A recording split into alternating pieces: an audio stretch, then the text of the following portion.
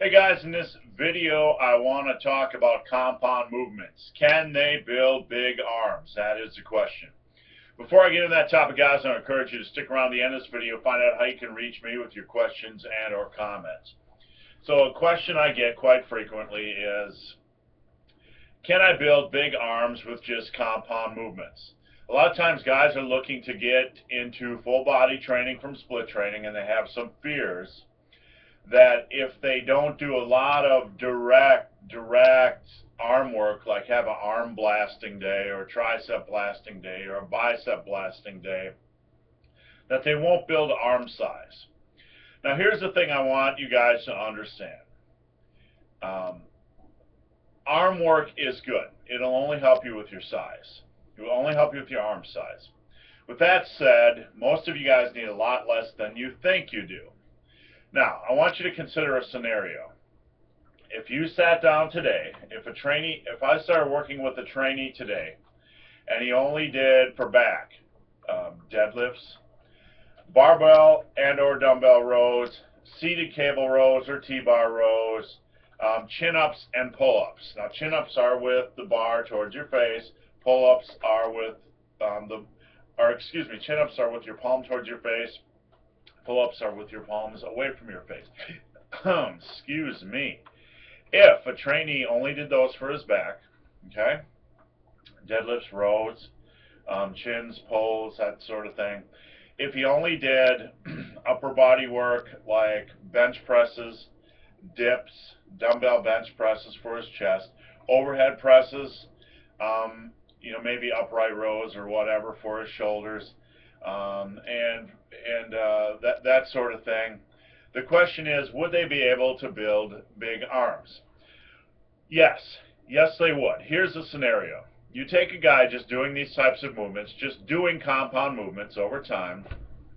If they just did these for 5 years and they got brutally strong, and that's what I advise for guys, the rule is get everything from head to toe as brutally strong as possible. If you sat down and just did all these core compound lifts for 5 years and you got super strong on all these lifts over 5 years, guys, you aren't going to have small arms. You are not going to have small arms. You are going to dramatically improve your arm size. You don't need to feel, all this stuff about I got to feel my arms moving, and if I don't have any isolation work, they're not going to grow. Or this fear that if I don't have any direct isolation work, that my arms are only going to grow by 50%. If you go out and get your bench press for up to 315 for reps, if you go out and get your barbell row up to 315 pounds for reps, if you go out and become a chin-up and pull-up freak, if you can start dumbbell rowing 150 pounds by 10 reps, if you can start overhead pressing 225 pounds for reps, if you can get all these lifts up while eating properly to build muscle, you're going to wake up with 16 and a half inch arms, maybe even 17-inch arms, over the next 5 years, if you get that body weight up. I was never a big arm size or a big arm guy. I never did a lot of direct arm work. I did maybe 6 to 8 sets a day, and that was, a week, and that was plenty. I got my arms up to when I was, about 15% body fat. They're about 16.75 inches. I've never had huge arms, but as a natural at 15% body fat, that is good size. Okay, that is good size. So the question is, can I build big arms with just compound lifts? There are going to be, if you went out today and just used compound lifts for 5 years and got brutally strong on them, you're going to have big arms. It's impossible to get a lot stronger on those compound movements without building arm size. They build arm size. That doesn't mean you shouldn't do any arm work either, okay? It's not an either-or question. It's not an either-or question. The question is how much arm work to add in after that. Of course, you want to complement this work with a little bit of arm work. After all these compound movements, I like having a base of barbell or easy bar curls and dumbbell curls, 2 movements usually for the biceps. Which movements you do, it really doesn't matter as long as you're progressing. For triceps, you want to back up your compound work with a heavy press, like close grip bench presses, okay, or something like that.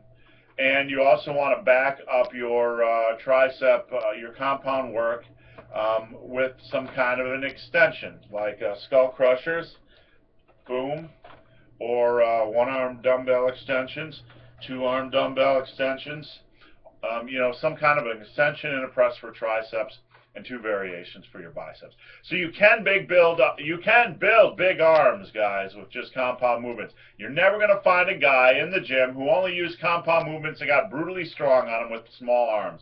Not going to happen. Not going to happen. Not going to happen. If you get strong, if you just wanted to get brutally strong with never touching an isolation lift, you're going to build size, guys. You're going to build plenty of size. Does that mean you'll be equal to a bodybuilder who's hitting all the isolation work? No, well, you might be a half inch shy on the arms or whatever. You always want to try to, if you're in for muscle building, you always want to try to target each muscle group and don't neglect anything. It's good to have each muscle group targeted. After all the compound movements are done, you want to make sure you're at least targeting each muscle group, trying to get that as strong as possible as well. So guys, hope this video has been of some help. If you have any questions or comments, there is a link below to a Q&A. Come on over, ask me any questions you want on strength training, muscle building, diet, nutrition, supplementation, or motivation. So guys, as always, thanks for watching. Have a great day.